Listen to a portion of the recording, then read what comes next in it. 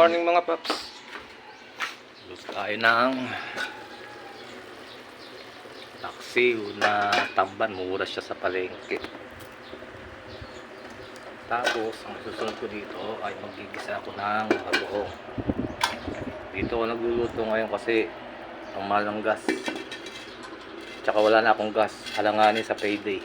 Kaya tiis muna dito sa pagkakas. Safe naman yung hinarangan ko ng yung dingding namin. Hinarangan ko ng kahoy. Yan bago ang susunod ko. Kaya ito na nga.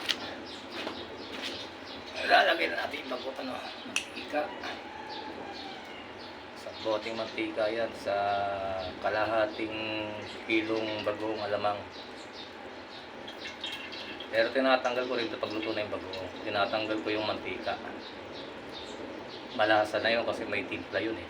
Masarap siyang pang sangag. Magprito sa isda. Ganun. Panahon ngayon mga paps, kailangan practical. Hindi laging bigas ang Doon nakakasira ng bahay natin yung itong usok na ito. Linisin na lang after. Ay harang naman siya yo. Para next na may project ka, may project ako. Project kong linisin yung usok ng sa pader namin.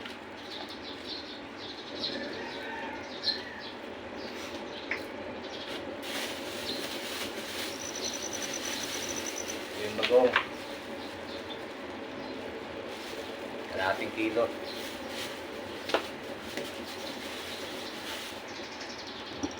Busan natin yung bawang. Nakaibus pa ng iba.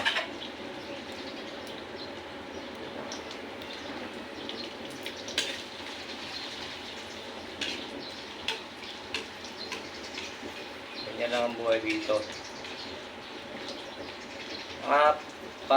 Nakaraang buwan, may trabaho naman ako. Kaya lang medyo may hindi pagkakaintindihan sa trabaho na hindi kinaya ng natin, super power. Kaya umalis tayo. Ewan ko ba, ganun ako eh. Ang tingin ko parang inaapi yung mga mga batang manggagawa, parang hindi ko gusto. Pansin ko nga, sa lahat ng pinasukan kong trabaho,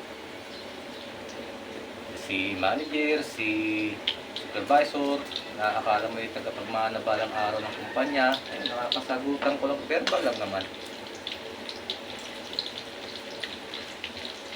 Kasi minsan sila parang out of the limit na sila sa pagiging nila, supervisor, ganon. Parang hindi na maganda. Hindi na included sa trabaho mo yung mga pinagagawa nila. Bakit ba?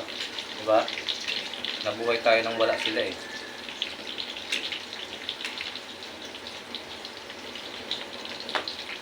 Ayun lang yun. Kaya madalas, ang baksa ko lagi sa bahay. Ayan, hatid sundo sa mga bata sa school. Ganyan ang trabaho ko ngayon.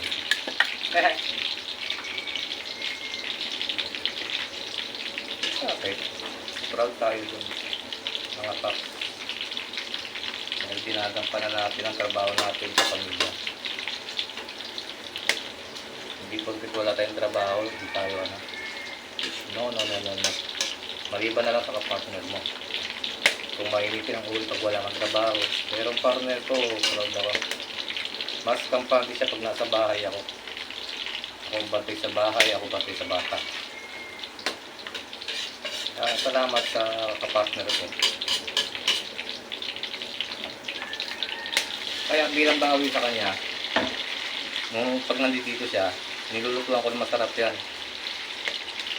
Pang bawi sa pagod niya.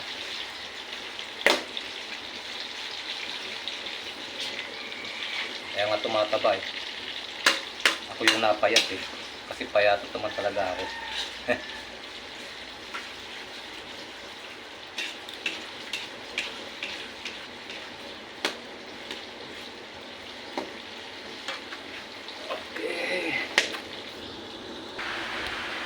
Tapos ito na yung ano natin.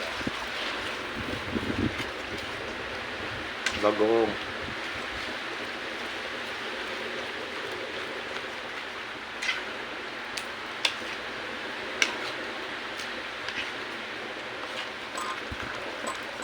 May ako siya lalagyan ng asin at saka ano. May honey ako natira dyan eh. Sayang, may stock lang eh. Ilalagay ko rin dito. Pagbalanse sa alat.